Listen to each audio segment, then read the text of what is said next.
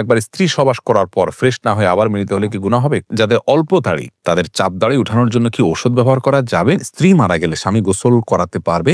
আর কি কি করণীয় আছে স্বামীর জন্য? নারীরা উচ্চ আওয়াজে কোরআন তেলাওয়াত করতে পারবেন কি না? টাক মাথায় চুল লাগানো যাবে কিনা? আমি টয়লেটে থাকা অবস্থায় যদি আজান শুরু হয় তখন কি আজান উত্তর দিতে পারি? খাওয়ার সময় ছেলেদের গোপে পানি বা খাবার লাগলে তাকে হারাম হবে? দাঁত আঁকা বাঁকা সোজা করা যাবে কিনা? যদি শ্বশুর শাশুড়ির সাথে বনিবনা না হয় তাহলে আলাদা থাকলে কি গুনাহ হবে? মহিলারা যদি অজু করা অবস্থায় কোনো পুরুষ দেখে ফেলে তাহলে কি অজু থাকবে? মাঝে মাঝে প্রস্রাবের পর পিচ্ছিল তরল জাতীয় কিছু গেলে কি শরীর বা কাপড় নাপাক হবে? হাতে তালি দেওয়া কি জায়েজ আছে? অনেকে বলে হারাম। এটা ইসলামের বিধান কি? বাজনা ছাড়া নুপুর পরা যাবে কিনা? কন্যা সন্তানকে কত বছর বয়স পর্যন্ত মায়ের বুকের দুধ পান করানো জায়েজ আছে? মেয়েদের কি পশু পাখি জবাই করা জায়েজ আছে? চলি আমরা প্রশ্ন উত্তর দেওয়ার পর্বে। এমনি বাপ্পি জানতে চেয়েছেন, আমি টয়লেটে থাকা অবস্থায় যদি আজান শুরু হয় তখন কি আজান উত্তর দিতে পারি? না ভাই, আপনি অপেক্ষা করবেন, বের হয়ে আজান উত্তর দিয়ে দিবেন। মাহফুজ মুন্না আপনি জানতে চেয়েছেন, খাওয়ার সময় ছেলেদের গোপে পানি বা খাবার লাগলে তাকে হারাম হবে?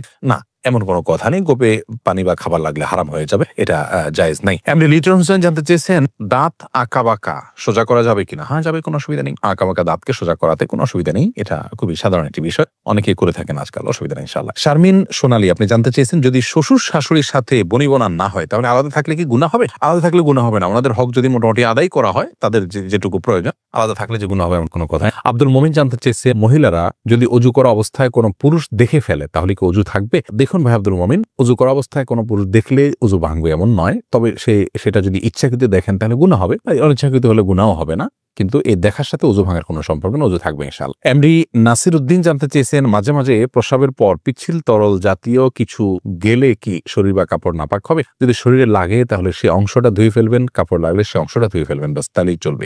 নাপাক হবে যেটুকু লাগবে সেটুকু জায়গা। এসেছে হেলাল খান জানতে চেয়েছেন, অজু করার সময় দাঁত থেকে রক্ত বের হলে কি অজু হবে? দাঁত থেকে যদি রক্ত বেশি বের হয়ে যায়, বের হতে থাকে, যার ফলে আপনার থুতু লাল হয়ে যায় এবং লালচে ভাব বেশি থাকে থুতুর মধ্যে, তাহলে সেক্ষেত্রে আপনার অজু হবে না। আর যদি লালচে ভাব কম থাকে, হালকা হলুদ হয়, তাহলে সেক্ষেত্রে অজু হয়ে যাবে। আফরিন সুলতান জান্নাত আপনি জানতে চেয়েছেন, বাজনা ছাড়া নুপুর পরা যাবে কিনা? জীবন আপনি নুপুর পড়তে পারেন যদি সেটাতে বাজনা না থাকে এবং বাহিরে আপনি যখন পরে যাবেন সেটা আপনার পায়ে থাকতে পারে, কোনো অসুবিধা নেই। সাহাবায়ে কেরামের মধ্যে থেকে অনেকে নুপুর পরেছেন, অনেক মহিলা সাহাবীরা নুপুর পরেছেন, এরকমটি হাদিস দ্বারা স্পষ্টভাবে আমরা জানতে পারি। জহিরুদ্দিন মোহাম্মদ বাবর জানতে চেয়েছেন, হাতে তালি দেওয়া কি জায়েজ আছে? অনেকে বলে হারাম, এটা ইসলামের বিধান কি? হাতে তালি দেওয়া, এটাকে হারাম বলার সরাসরি কোনো সুযোগ নেই, তবে অবাক করা কোনো কিছু, ভালো কিছু দেখলে মুখে সুবহানাল্লাহ বলা, আশ্চর্য হলে সুবহানাল্লাহ বলা, মাশাআল্লাহ বলা, এটা হলো সুন্নাহ, হাতে তালি নয়।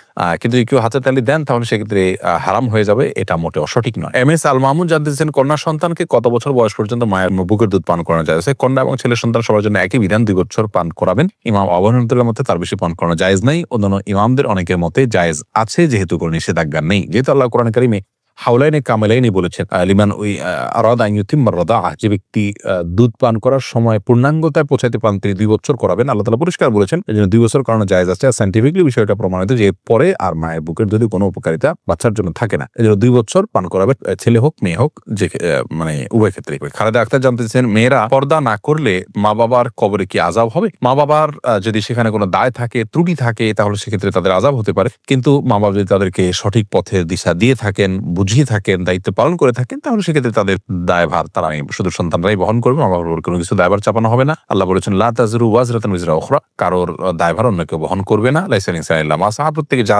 করবে তারই তিনি দায় নিবেন। তামান্না ইসলাম সেতু আপনি জানতে চেয়েছেন, মেয়েদের কি পশু পাখি জবাই করা জায়েজ আছে? বোন, অবশ্যই জায়েজ আছে।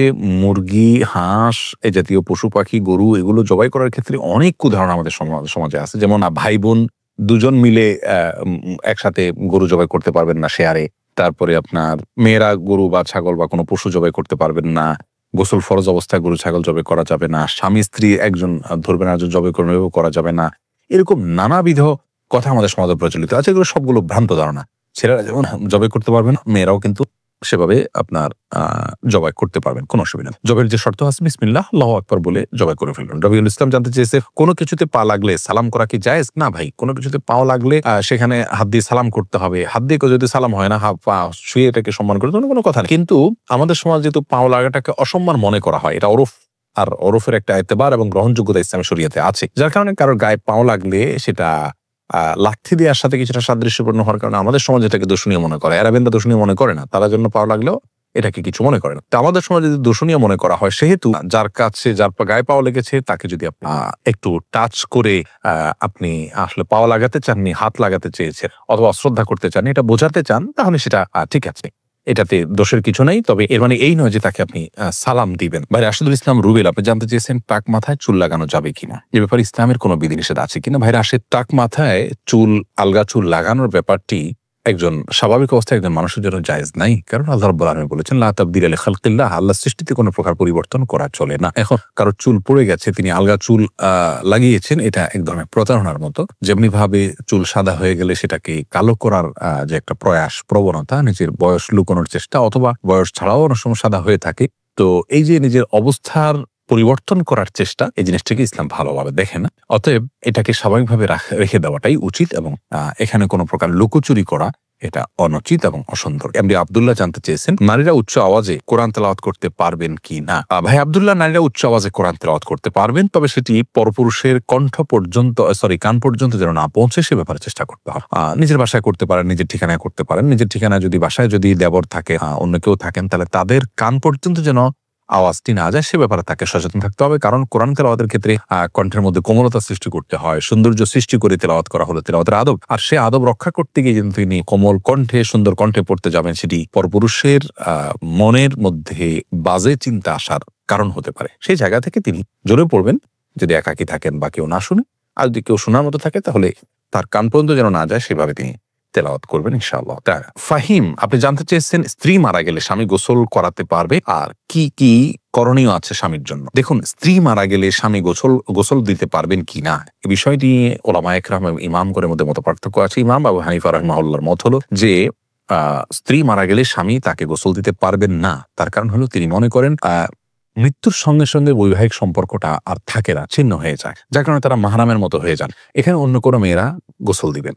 যদিও অন্য ইমামদের অনেকেরই মত হলো যে না, বৈবাহিক সম্পর্ক মৃত্যুর মাধ্যমে ভেঙে যায় না, বরং বৈবাহিক সম্পর্ক তালাক না দিলে সেটি কিয়ামত পর্যন্ত, বরং চিরকালের জন্য, অনন্তসীমকালের জন্য এই সম্পর্কটা হয়ে যায়। যার কারণে তাদের দৃষ্টিকোণ হলো যে স্বামী তার স্ত্রীকে গোসল দিতে পারবেন, স্ত্রী তার স্বামীকে গোসল দিতে পারবেন। তো এক্ষেত্রে যদি ভিন্ন কোনো ভালো মহিলা থাকেন যিনি গোসল দিতে পারেন, সেটা ভালো, এবং এক্ষেত্রে কোনো অসুবিধা নেই। জোনায়েদ, আপনি জানতে চেয়েছেন যাদের অল্প দাড়ি, তাদের চাপ দাড়ি উঠানোর জন্য কি ঔষধ ব্যবহার করা যাবে। ভাই সাইদ জোনায়েদ, ঔষধ ব্যবহার করে দাড়ি উঠানো, এটা যদি স্বাস্থ্যের জন্য ক্ষতিকর হয়, ক্ষতিকর হওয়ার কথা স্বাভাবিকভাবে, যদি ক্ষতিকর হয় তাহলে কিন্তু এটা করা জায়েজ নাই। আল্লাহ রাব্বুল আলামিন বলেছেন ওয়ালা তালকু বিআইদিকুম ইলা তাহলুকা, তোমরা নিজেদেরকে ধ্বংসের দিকে, ক্ষতির দিকে ঠেলে দিও না। অতএব এমন কোনো ঔষধ ব্যবহার করা যাবে না যে ঔষধ ব্যবহার করলে আমাদের ক্ষতি হতে পারে। আর যদি কোনো প্রকার ক্ষতি না হয়, তাহলে সেক্ষেত্রে দাড়ি গজানোর জন্য তিনি যদি কোনো মেডিসিন ইউজ করেন, করতে পারেন, কোনো অসুবিধা নেই। তবে মনে রাখা উচিত আল্লাহ রাব্বুল আলামিন তাকে যেভাবে সৃষ্টি করেছেন সেটার উপরে সন্তুষ্ট থাকা, এটার মধ্যেই কল্যাণ নিহিত আছে। চাপ দাড়ি বা গাল ভর্তি দাড়ি হলে অনেক সুন্দর দেখা যাবে, সন্দেহ নাই, কিন্তু আল্লাহ রাব্বুল আলামিন আমাকে যেভাবে সৃষ্টি করেছেন, আল্লাহর এই ফয়সালায় সন্তুষ্ট হয়ে যাওয়া, এটার ভেতরেও কিন্তু এক ধরনের তৃপ্তি আছে, এর মধ্যে এক ধরনের শান্তি আছে। এই জন্য এই ধরনের পথগুলো অবলম্বন না করা ভালো। কিন্তু যদি স্বাস্থ্যের জন্য ক্ষতিকর কিছু না হয়, তাহলে করতে পারে, কোনো নিষেধাজ্ঞা নেই। আব্দুল হামিদ রিপন জানতে চেয়েছেন একবার স্ত্রী সবাস করার পর ফ্রেশ না হয়ে আবার মিলিত হলে কি গুনাহ হবে। কোনো গুনাহ হবে না, তবে মাঝে যদি ওযু করে নেওয়া যায় তাহলে সেটা সুন্নাত আদায় হবে, আর না করলেও গুনাহ হবে না। দু একটি সন্তান নেওয়ার পর কি স্থায়ী জন্ম নিয়ন্ত্রণ ব্যবস্থা গ্রহণ করা যাবে। কেউ যদি ফেক আইডি কার্ড বানিয়ে বিয়ে করে, সেই বিয়ে কি সম্পন্ন হবে। বাবা মায়ের নাম ঠিক ছিল, শুধু বরের নাম সঠিক ছিল না, প্লিজ জানালে উপকৃত হতো। লিখেছেন মা বাবার পা ধরে দোয়া নেওয়া যাবে কিনা। কোনো মানুষ যদি কৃত্রিম দাঁত লাগায়, তাহলে মৃত্যুর পর তার ওই দাঁত কি খুলে দাফন করতে হবে। আপনি লিখেছেন একা নামাজ পড়ার সময় কি একামত দেওয়া জরুরি নয়, তবে একা নামাজ পড়লেও একামত দিয়ে নামাজ পড়া সুন্নাহ। নবী করিম সাল্লাল্লাহু আলাইহি ওয়াসাল্লাম একটা হাদিস রয়েছে, কোনো এক ব্যক্তি তিনি তার পশু লালন পালন বা রাখালি করতে করতে পাহাড়ের চূড়ায় চলে গেছেন, এমন একটা জায়গায় যেখানে অন্য কোনো মানুষজন নেই, সেখানে তিনি যদি আজান দেন এবং একামত দিয়ে নিজে নিজে সেখানে সালাত আদায় করেন, তাহলে তার জন্য সুসংবাদ দিয়েছেন নবী করিম সাল্লাল্লাহু আলাইহি ওয়াসাল্লাম। এখান থেকে বোঝা যায় যে একাকী যদি নামাজ পড়ে, তাহলে তিনি একামত দিয়ে নামাজ পড়বেন এবং ইমামের মতো করে রুকুর, উঠা, বাসা, তাকবীর গুলো তিনি উচ্চ স্বরে পড়বেন। কেন জানেন, তিনি ইমামতি করছেন, এভাবে পড়বেন কেন, যাতে করে তার এই আওয়াজ শুনে অন্য কেউ তার সাথে এসে সামিল হতে পারেন, আমাদের মধ্যেখানে তার সাথে এসে জামাতে যুক্ত হতে পারেন। এই জন্য তিনি এমনটি করবেন। এটা করাটা মুস্তাহাব, তবে এটা জরুরি নয়। হুমায়রা আর এইচ আইডি থেকে আপনি লিখেছেন দু একটি সন্তান নেওয়ার পর কি স্থায়ী জন্ম নিয়ন্ত্রণ ব্যবস্থা গ্রহণ করা যাবে। না, স্থায়ী জন্ম নিয়ন্ত্রণ ব্যবস্থা গ্রহণ করা যাবে না, এটি হারাম। দু একটা সন্তান নেওয়ার পর আপনি আর সন্তান নিবেন না কোনো কারণে, হতে পারে সাময়িকভাবে, একসময় প্রয়োজন হতে পারে। আমি ব্যক্তিগতভাবে এমন ফ্যামিলিকে চিনি যে দুটি সন্তান ছিল, একটি ছিল একটি মেয়ে। ছেলে কোনো একটা দুর্ঘটনা মারা গেছে, অ্যাক্সিডেন্টে বা এরকম কিছুতে। মেয়েকে বিয়ে দেওয়া হলো। মেয়ের স্বামীর নানা টর্চার কারণে মেয়েরাও একসময় আত্মহত্যা করেছে। আল্লাহ মাফ করুক, তারা লাইগেশন করে ফেলেছেন, স্থায়ী জন্ম নিয়ন্ত্রণ করে ফেলেছেন। এখন তাদের সন্তান নেওয়ার সুযোগও নেই। কেন ইসলাম আমাদেরকে কোনো কিছু নিশ্চিত করে বুঝবার জন্য হয়তো আমাদের অপেক্ষা করতে হয়। স্থায়ী জন্ম নিয়ন্ত্রণ পদ্ধতি ব্যবহার করা যায় নাই। আমরা সাময়িক জন্ম নিয়ন্ত্রণ ব্যবস্থা গ্রহণ করতে পারি যদি শরঈ কোনো যুক্তি থাকে বা ওজর থাকে। কি খাওয়াবো, খাওয়াতে পারবো না বেশি সন্তান হলে, এই চিন্তা থেকে জন্ম নিয়ন্ত্রণ কোনোভাবে করা যায় নেই। মানহা ইসলাম আপনি লিখেছেন, কেউ যদি ফেক আইডি কার্ড বানিয়ে বিয়ে করে সেই বিয়ে কি সম্পন্ন হবে? বাবা মায়ের নাম ঠিক ছিল, শুধু বরের নাম সঠিক ছিল না, প্লিজ জানালে উপকার হতো। বরের নাম সঠিক ছিল না, বাবার নাম সঠিক ছিল, আমি ঠিক বুঝলাম না যে ফেক আইডি কার্ড বানিয়ে কিভাবে বিয়ে হলো। যদি এমন হয় যে পাত্র পাত্রী উভয় প্রাপ্তবয়স্ক এবং তারা প্রস্তাব দিয়েছেন, অপরপক্ষ সম্মতি প্রকাশ করেছেন দুজন সাক্ষীর সম্মুখে, কাগজপত্রে ভুলভাল কিছু লিখেছেন, তাহলে বিয়ে হয়ে যাবে। কাগজপত্রের ভুলভালের কারণে বিয়ে হবে না ব্যাপারটা সেরকম নয়। এখানে অ্যাকচুয়াল ঘটনা কি ঘটেছে আমার মনে হয় সেটি আরো ক্লিয়ার করলে তখন উত্তর দিতে সহজ হতো, বিধায় আমরা এটার চূড়ান্ত উত্তর দিলাম না। প্রমাণ আফ্রিদি আপনি লিখেছেন, মা বাবার পা ধরে দোয়া নেওয়া যাবে কিনা? মা বাবার পা ধরাটা সন্তানের জন্য দোষের কোনো বিষয় নয়, তবে দোয়া নেওয়ার জন্য পাও ধরে দোয়া নেওয়ার কোনো প্রয়োজন নেই। বাবা মার সেবা করবেন, সেবার মাধ্যমে অটোমেটিক দোয়া পাবেন। মুখে তাদের কাছে আপনি দোয়া চেয়ে নিতে পারেন। মেয়ে হলে মায়ের, ছেলে হলে বাবার পাও আপনি টিপে দিলেন, সেখানে আপনার সেবা শুশ্রূষা অংশ হিসাবে তাদের পায়ে তেল দিলেন বা কোনো কিছু করলেন। তো এগুলো তো সন্তান হিসাবে আপনি করতেই পারেন, এবং দোয়ার উদ্দেশ্যে যদি করেন আপনি অবশ্যই বা আমার মনের দোয়া পাবেন, সেই সুযোগ তো সময়রত থাকছি। ফাইয়াদ সাফওয়ান মাহমুদ আপনি লিখেছেন, আমার বয়স 15 বছর, পরিবারের সঙ্গে কানাডায় আছি, আমি নিয়মিত 5 ওয়াক্ত নামাজ আদায় করি, তবে এখানে শুক্রবার সাপ্তাহিক বন্ধ নেই, তাই আমার পক্ষে জুমা নামাজ পড়া সম্ভব হচ্ছে না। তবে আমি স্কুল থেকে আসার পর জোহর নামাজ পড়ি, এদিকে আমার গুনাহ হবে? অবশ্যই গুনাহ হবে। ইচ্ছাকৃতভাবে আপনি জুমার নামাজ যদি 3 সপ্তাহ পর পর ত্যাগ করেন, তাহলে সেক্ষেত্রে মুসনাদে আমাদের একটা হাদিস রয়েছে যে অন্তরে আল্লাহ তাআলা মোহর মেরে দেন। ঈমান এবং কুফরের মধ্যে পার্থক্য করবার মতো শক্তি মানুষ হারিয়ে ফেলে যদি এরকম পরিস্থিতি কেউ পড়ে। এই জন্য আমাদের উচিত হবে, আমাদের কর্তব্য হবে যে আমরা যে কোনো বললে 5 ওয়াক্ত নামাজ পড়বো, আমাদের ক্ষেত্রে কোনো প্রকার কম্প্রোমাইজ করব না। আল্লাহ তাআলা আমাদেরকে তৌফিক দান করুন সেটি করার। আপনি যেখানে আছেন সেই পরিবেশে আপনাকে যেতে কেউ বাধ্য করেন, আপনি ইচ্ছাকৃতভাবে এমন একটা পরিবেশে গেছেন যেখানে নামাজ পড়তে পারছেন না। আপনাকে যদি আমি বলি এমন একটা পরিবেশে চলেন যেখানে আপনি নিঃশ্বাস নিতে পারবেন, আপনি কি যাবেন? ঠিক একইভাবে একজন ইমানদারের জন্য নামাজ নেওয়াটা সেরকম গুরুত্বপূর্ণ। আমার জীবন রক্ষা করা যেরকম গুরুত্বপূর্ণ, ইমান রক্ষা করা তার চেয়ে বেশি গুরুত্বপূর্ণ। সো আমার ইমানই টিকবে না, আমার নামাজ পড়তে পারবো না, সে জায়গায় আমি কেন থাকবো?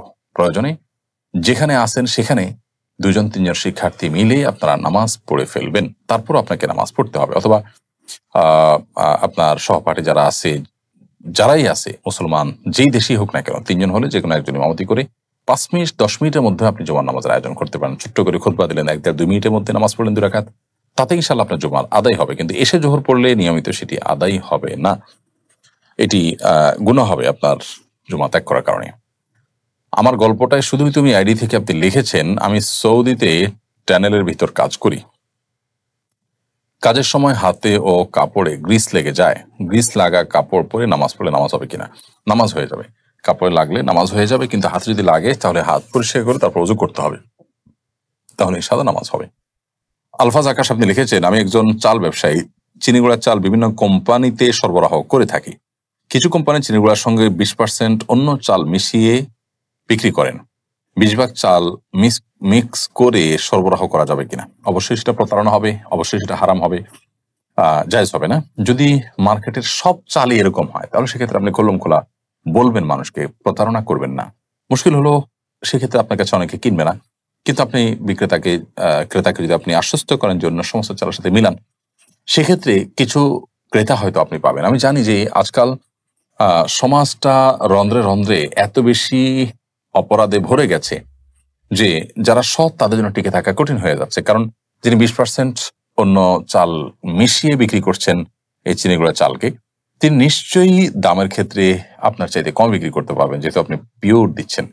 তো সেক্ষেত্রে আপনি খোলা পিওর দিয়ে তার দাম বেশি কেন সেটা আপনি ব্যাখ্যা করে বিক্রি করলেন। আমার মনে হয় যে মানুষ এই অসততার এই ডামাডোলের মধ্যে সৎ ব্যবসায়ীদের পিওর জিনিস বেশি দামে নেওয়ার জন্য অনেক মানুষ প্রস্তুত আছে। হয়তো বিক্রি কম হবে, হয়তো তার মতো আপনার প্রফিট হবে না, কিন্তু দিন শেষে আপনার জাহান্নাম তো হলো না, আপনার জান্নাত নিশ্চিত থাকলো। এই জন্য